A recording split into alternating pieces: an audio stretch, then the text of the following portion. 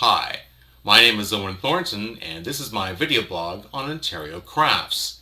It's a video blog that parallels my web blog at OntarioCrafts, all one word, .wordpress.com, and you can go there for all of the specific details. Today I want to talk to you about one of my favorite places in the world, and it's Flat Rock Cellars. And I like to call this entry my Flat Rock because it feels like, after having been there, that I'm part owner. It was such a wonderful experience that we had. So it's going to be my Flat Rock. Let me get you there. You're in the Niagara region, and you're going to be on King Street. You're going to be traveling east on King Street. King Street can be either Highway 8 or 81, and I believe it's 81 by the time you get in the region where you want to be near Flat Rock. On 81, you turn south onto Highway 17. This trip will immediately start taking you past 80 acres of Chardonnay, Pinot Noir, Riesling, and some Gewürztraminer. These are the grapes that you're passing on your way to Flat Rock, and the grapes that are on your left-hand side, on your right-hand side, are the vineyards for Flat Rock. I take you there in this direction because it is the most scenic way to approach Flat Rock. I'm terrible with heights, but the building itself sits on a rise. There's a short, very short rise, a little cliff face, if you will, maybe 10 to 20 feet high. I'm terrible with heights. But the building is an octagonal structure, all glass on all sides, and it overlooks the vineyard. And it overhangs the vineyard a little bit, so there's these giant wood pillars that overhang. And as you look out, when you get into the building, you can look out over the vineyard, and in the distance you can see Lake Ontario. It's a very pretty spot, very picturesque. This is actually the tasting room where all the wine is also stored, so once you've tasted you can select your bottles and load up that counter and fill your box for wine. So we're there, and we arrive on the late in 2019, in August of 2019, and we are the first people in the building. We're there. This is our first stop of the day, our first wine stop of the day. And we went in and we met with a young woman who was going to do our tastings for that day. Her name was Tallulah. And Tallulah was a real prize, a real treat. And I'm going to tell you a little bit more about her in a minute. But because we were there by ourselves, we were able to monopolize her. And she was very well educated about the product. She knew a lot about wine in general. And she was a person who made you feel very warm and very comfortable. So that obviously helps with, for me, the experience. I want to talk to you about 3 wines. But before I talk to you about those 3 wines, I want to talk to you about one in advance of that. There are products from Flat Rock that are in major Ontario retailers across the province. One of those products that I was very familiar with was called Twisted. Twisted is a white blended wine. We don't know what varietals are in that. I suspect Chardonnay obviously to be one of them. And if they're growing them in the VQA, Riesling and Gewürztraminer are also suspects. But as to quantities and which grape is the lead grape in that, it might be a bit of a mystery to us because we don't know.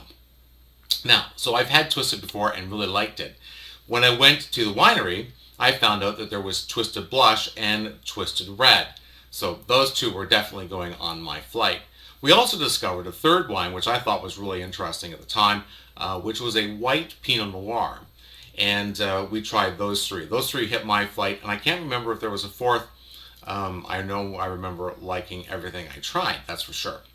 So, we're there, we're tasting, and I hit the blush, and I have never had a blush like this before. This blush was phenomenal. It had the notes of, the taste of something like candy floss. It wasn't sweet like candy floss, but it had those tasting notes, and I've never had a wine that tasted like that. It was stellar. The red Twisted as well, the part of the Twisted family, if you will, was also exceptional and very good tasting. And the 3rd one, what I talked about, the Pinot Noir, the white Pinot Noir, was also interesting, different, and worthy of coming home with us. So we really enjoyed our wine. Now, let me segue a little bit away from this story and move on to another story. A few months later, I'm in an opportunity to learn from Ed Majonic in a wine seminar. And Ed is doing something very interesting. Ed is doing something very rebellious.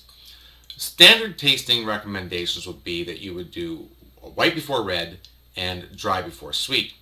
So, say you had 6 wines you were about to taste, and for all of you good people out there, we're going to spit this wine out as we go so that our palate remains cleansed and our senses remain full so that by the time we get to the 6th wine, we're sober enough to appreciate and taste it.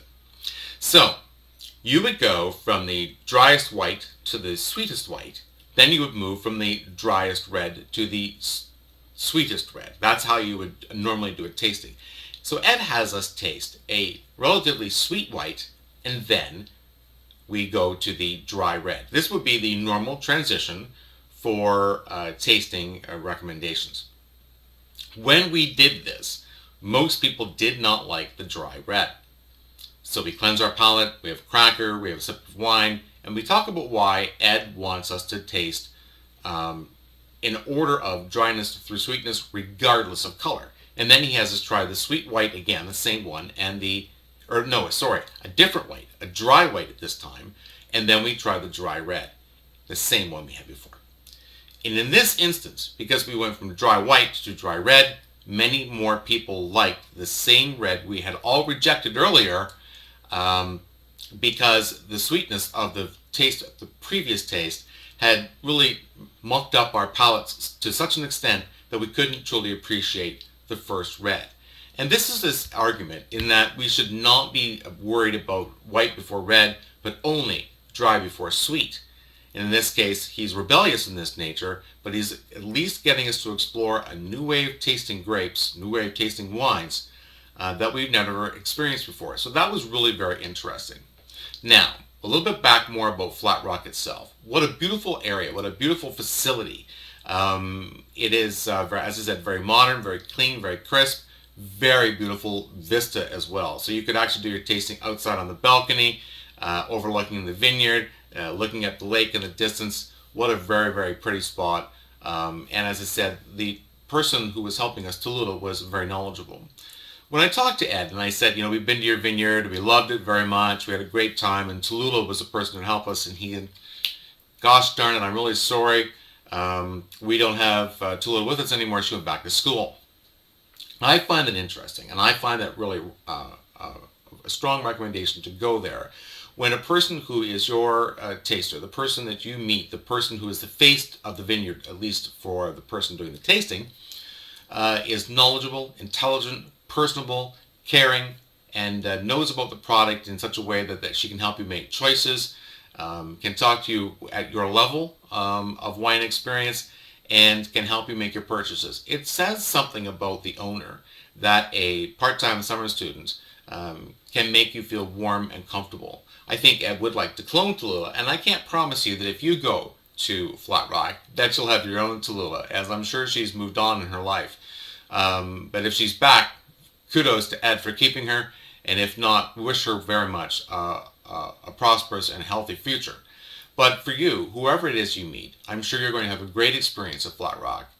So you have a great time there. You can do a great tasting, and as I just learned as of today, which is the 7th of November, tastings are now open again at Flat Rock for as long as the COVID-19 crisis does not change, and they're compelled to change with those regulations. So you can go and you can have an open tasting just as we did, and I wish you well. I wish you have a great experience. Enjoy Flat Rock. I'm Owen Thornton, and this is from my word blog, WordPress.com, OntarioCrafts.wordpress.com. You have a great day, and I'll look forward to talking to you soon. Bye for now.